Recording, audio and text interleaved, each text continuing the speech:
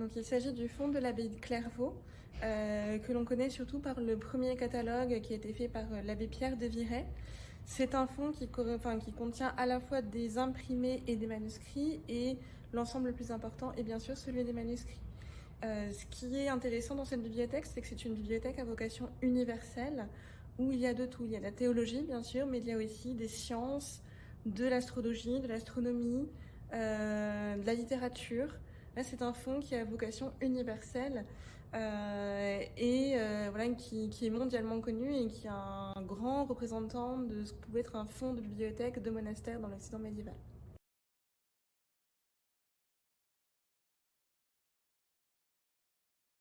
Alors, nous avons un parcours d'exposition permanent qui s'appelle 1000 ans de livres à Troyes et qui propose de faire découvrir l'histoire des bibliothèques troyennes avec comme point culminant la bibliothèque de Clairvaux et la présentation de quelques documents les plus emblématiques, notamment la grande Bible de Clairvaux qui est un petit peu le point culminant de l'art cistercien du manuscrit.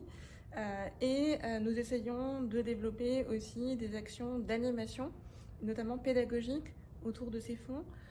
Donc une collaboration avec les classes, avec plusieurs groupes scolaires qui viennent à l'année pour découvrir les manuscrits avec des guides conférenciers spécialisés. Et nous avons aussi quelques initiatives ponctuelles que nous essayons de rendre les plus inclusives possibles et les plus technologiques, on va dire.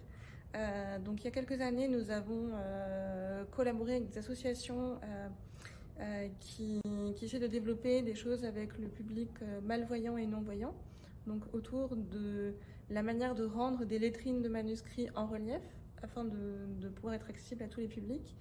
Et récemment, pour les Journées du patrimoine 2021, nous avons mis en place un partenariat avec le studio de développement du jeu vidéo Infinity, qui reprend des graphismes inspirés des enluminures médiévales. Et donc le but était de faire jouer le public à la démonstration de ce jeu vidéo, tout en mettant en parallèle, en faisant découvrir des manuscrits à côté et en expliquant quelques petites choses sur l'enluminure, sur notamment le bestiaire dans les manuscrits.